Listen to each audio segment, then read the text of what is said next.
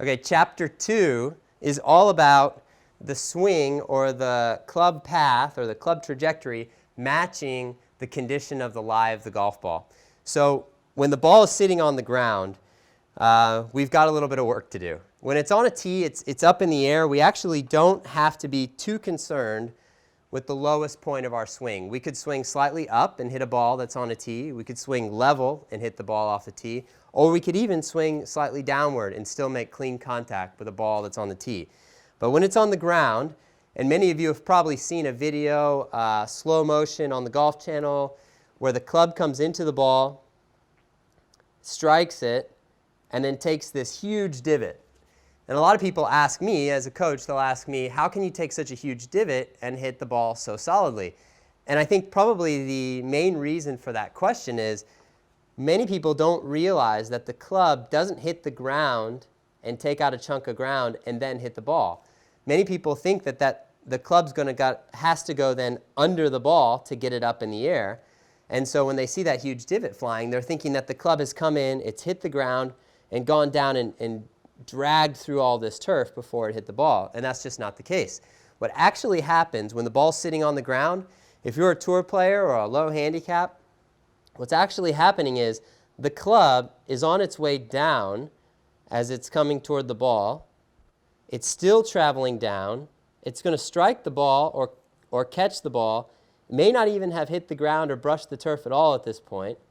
It's going to hit the ball. The ball's going to kind of fly up in the air, and then the club is going to dig through the turf after it hits the ball. So what that means is, as the club's coming to the ball, it's still up, it's still up, it's still up, it's still up, it hits the ball, it's still traveling down for a long time after the ball is already gone.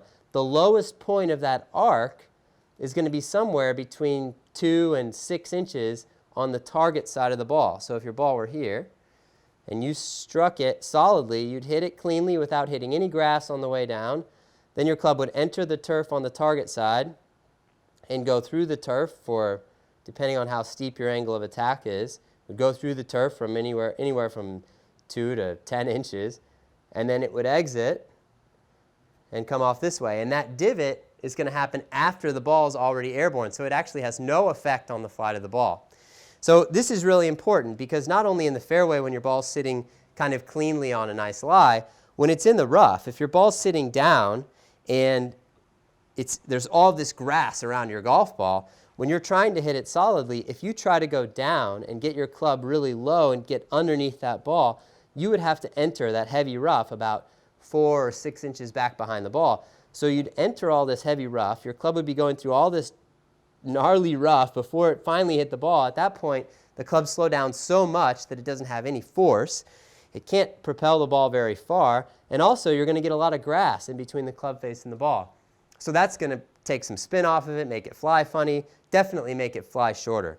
So when we're in the rough, if we've got a forward low point or a descending angle of attack, then we're going to miss all of that rough on our way to the ball. We might clip just a little bit of it on our way to the ball, but we're going to miss a lot of it, and so we're going to hit pretty clean contact, still spin it pretty well, and we're going to get pretty good distance too. So forward low point's extremely important when we're talking about any shot where the ball is sitting on the ground. And so you've kind of read through that in chapter 2, and now you're getting a decent visual of what it might look like to hit a shot where the club's descending, striking the ball, and then digging through the turf after and exiting anywhere from 4 to 10 inches past the ball.